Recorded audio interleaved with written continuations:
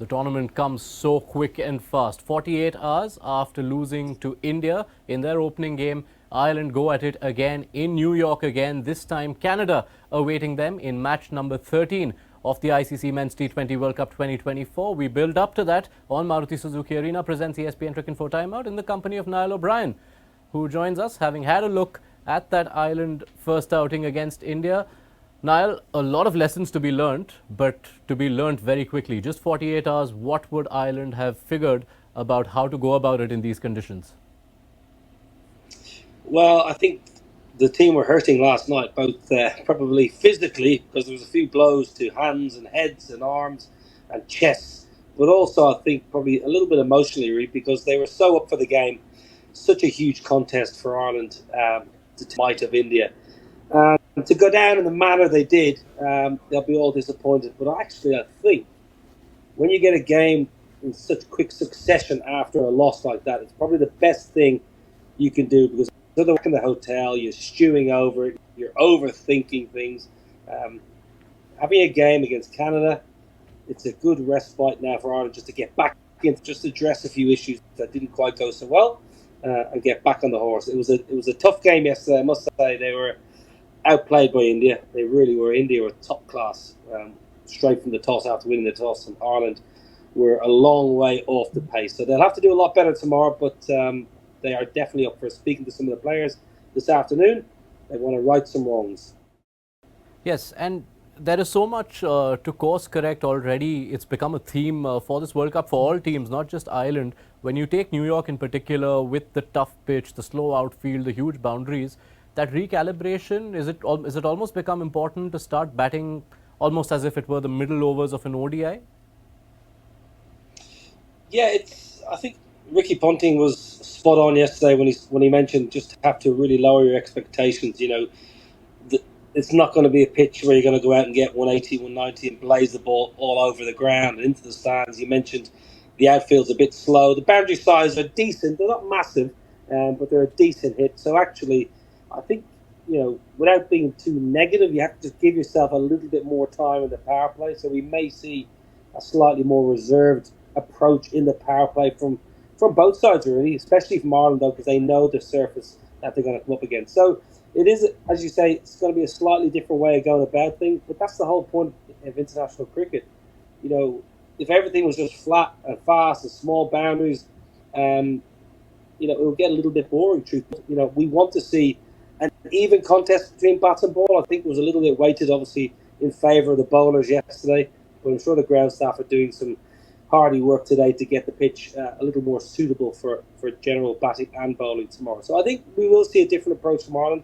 They may have to set the bar at 130, 140 and say, listen, if we can get ourselves, to 120 for the loss of 3 or 4 wickets with 2 or 3 overs to go, we might be able to get past that 140 and maybe push to 150 or 155. But I think you have to set your bar a little bit lower and hope for a really good end to an innings. So it's going to be interesting to see how Ireland go about it, especially they will have the advantage over Canada by having played there yesterday, albeit a pretty big loss. Just going specifically into personnel, Niall, which of the Irish batters then become most key to this adjusted sort of batting template? Well, I think they're all very capable, truth be told, because they all play.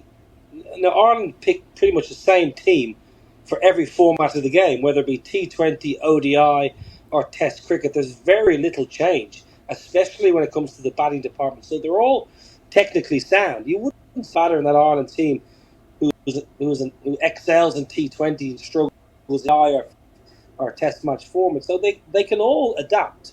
I think the most important thing is when they're sitting in the hotel today, the Ireland team, they've got a day off, and I'm sure the batting group, we're talking specifically about batting here, I'm sure the batting group, led by the captain Paul Sterling and senior players like Andrew Balbirnie, will just be coming up with some plans as a unit. How do we go about playing this Canada side? How do we go about rotating strike, which is going to be key? The strike rotation is so important when the surface is a little bit tricky and the outfield is slow. Ones and twos, as boring as that might sound, really are of the utmost importance. So I think Paul Sterling has got the technique. 100% Paul Sterling has the technique to cope with any surface. Bernie's been in good touch. But yesterday he looked a little bit awry when, and that can happen. The ball's beating the outside edge, ball's beating the inside edge, and then you don't know which way to turn as a batter. You get a little bit flustered, and that resulted in Andrew Balbirnie's dismissal yesterday. The big one, the big hope, and I think everyone in Ireland is keeping their fingers crossed, is for Harry Tector, because he got a couple of nasty blows. Harry Tector, arguably Ireland's best batter, and he got hit 3 or 4 times on the hands and after being hit in the head. So I think everyone in Ireland is waiting with bated breath for Harry Tector, who has a really good technique actually and could prosper on that surface. Tall man, long levers, can hit through the line. Probably one of our better hitters, one of Ireland's better hitters through the line of a ball. So I think for Ireland, probably Harry Tector is the key, as long as those hands and fingers are okay. All right, let's touch upon what lies in front of Ireland. It's a surprisingly even head-to-head when you look at it, Niall. 4 men's T20Is played between these two sides, and it's 2-2. And the most recent one of those in 2019, which was a T20 World Cup qualifier, was also won by Canada. Quite a few members from that squad still here. This is a different sort of game for Ireland because it's not too often that they go into games at World Cups proper where they are the favourites. So what are the banana peels they have to avoid, and what to you is the likeliest way in which Canada could hurt Ireland?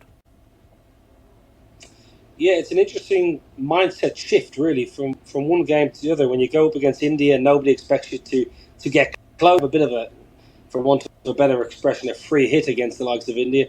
And then you come up against Canada and everyone expects you to win. And that's not disrespecting Canada. Everyone in Ireland will expect Ireland to beat Canada. But I think this is going to be a very difficult game for Ireland because with Canada's seam bowlers, they've got some excellent seam bowlers. Kalim Sana, left armour, good swing bowler. And there was shape yesterday. Arshdeep Singh swung the ball. Josh Little got a few balls to swing. Mark Adair got some movement. So Kalim Sana, the left armour, he can swing that new ball against the likes of Balbirnie, Sterling, Tector, who are a little bit vulnerable with the ball swinging back in early. So he is a real threat. And then they've got Jeremy Gordon and Dylan Halinger, who thumped the pitch. If you think back to their first game against the USA, they were getting some really good seam movement. And that was a flat pitch in Dallas. That was an absolute belting track. And they were getting the ball to talk. So I think extra height on this surface, slamming the ball on that 6 metre length, that's going to be difficult. So those 3 quicks for Canada, that is the key. Absolutely. They can do damage in the power play. Ireland, in their power play, they need to get off to a better start. It doesn't have to be 50 without loss. Even 35, 40 for 1, that's it for Ireland. But they're going to have to play well to get there against that Canada pace attack.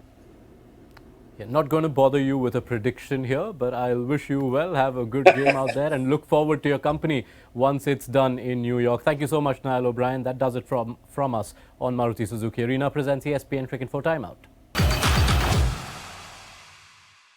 Introducing the epic new Swift. Time to go Swifting.